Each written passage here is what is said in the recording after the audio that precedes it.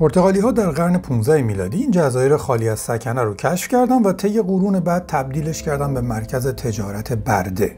مجموع جزایری با 10 جزیره اصلی در غرب آفریقا و در میان اقیانوس اطلس.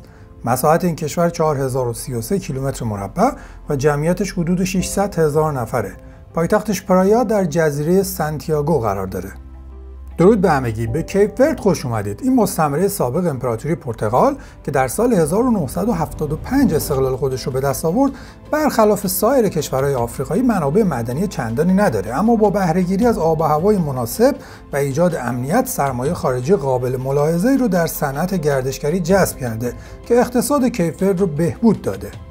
جالبه بدونید حدود 2 برابر جمعیت ساکن در این کشور، یعنی بیش از 1 میلیون کیپ وردی، در سایر کشورها و عمدتاً آمریکا، پرتغال و فرانسه زندگی میکنن.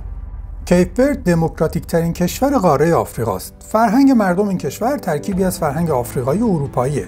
زبان رسمی کیپ ورد پرتغالیه، اما زبان کریول کیپ وردی زبان محاوره مردمه. اکثریت غالب مردم مسیحی هستند و تعداد اندک مسلمانان بزرگترین اقلیت دینی این کشوره. اطلاعات و تصاویر بیشتر از این کشور زیبا رو در استوری و هایلایت ببینید.